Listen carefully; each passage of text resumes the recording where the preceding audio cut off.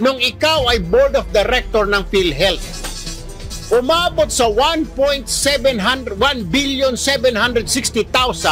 na mga bonus at allowance ang pinamudmud ninyo sa mga sarili ninyo dyan sa PhilHealth bilang mga opisyal. Yung sayo na 1.76 billion, kontribusyon nyo ng mga miyembro ng PhilHealth, ugok. Ginamit niyo pang bonus sa mga sarili niyo, mga hinayupak kayo. Bibigyan niyo ng ang lalaki na ng sweldo niyo, bibigyan niyo sarili niyo ng mga bonus allowance. Tige 1 milyon yung mga gago, mga board member. Pagpa-check up, Diyos ko po, hindi mapa-check up dahil walang benepisyong mahita sa PhilHealth. Sige nga, Senador Ontiveros, sagutin mo nga, ma'am. Ikaw ngayon tanungin ko, nasaan na yung 1,760 million na pinamudmud ninyo sa mga sarili ninyo bilang opisyal ng PhilHealth noong 2015? Nasaan na? Pinapasoli na sa inyo ng COA, subalit hindi pa ninyo sinusoli. Bakit, ma'am? Quits na lang ba? Dahil senador ka na. Ngayon, ikaw, Ontiveros, ang mga tanong mo, late ka kasi, purong lagi kang late. Yan dapat itawag sa'yo, the late Risa Ontiveros. Lagi kang late. Akala ko dati pag senador pag naboto sa Senado matatalino. May mga bobo rin pala. At ito po yung dalawang pinakabobo. Alright. Ikaw naman, Ontiveros, mapunta tayo sa inyo. Ganon din, Bukas yung linya ng aming telepono so that you can explain. BOSSING. Alright. Kung ayaw mong tawagin kitang bossing, Madam, Senator BOSSING, you can call our landline. But please, can you please tell me and tell my listeners, ito mga nakikinig sa atin, nanonood sa Facebook, Madam, ang galing-galing mo magsalita, isole yung 60 million, isole. Now, let me ask you this.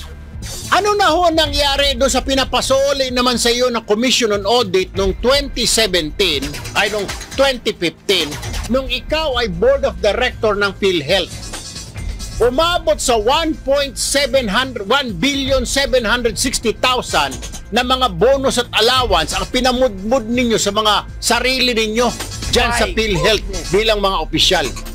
Ipaliwanag mo nga, May approval ba ng palasyo yon? Nabigyan nyo ng mga bonus yung mga pagmumukha ninyo?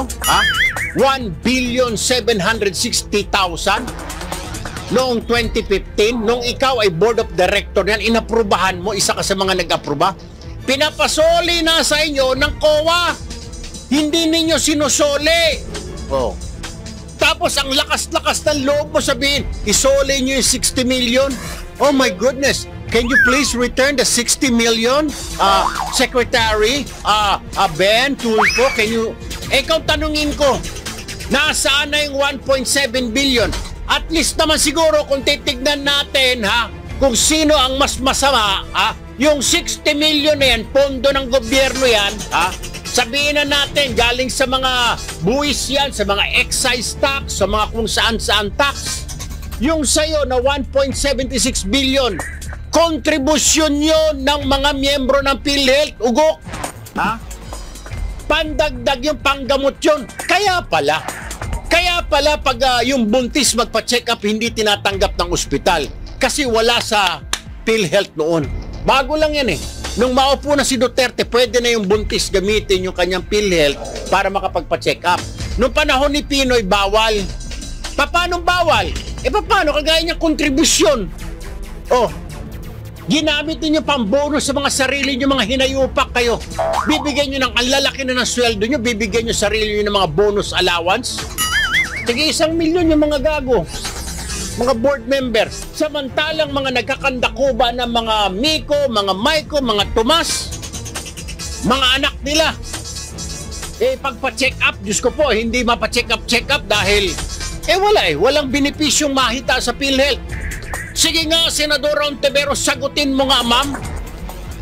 Bakit nananahimik ka? Magaling ka lang magpuna-puna ng mga isoli nyo yung pondo 60 million. Ikaw ngayon tanungin ko, nasaan na yung 1,760 million na pinamudmud ninyo sa mga sarili ninyo bilang opisyal ng PhilHealth noong 2015. Nasaan na? Ipinapasoli na sa inyo ng COA, subalit hindi pa ninyo sinusoli. Bakit ma'am? Quits na lang ba? Dahil senador ka na? Ay, hindi naman po pwede.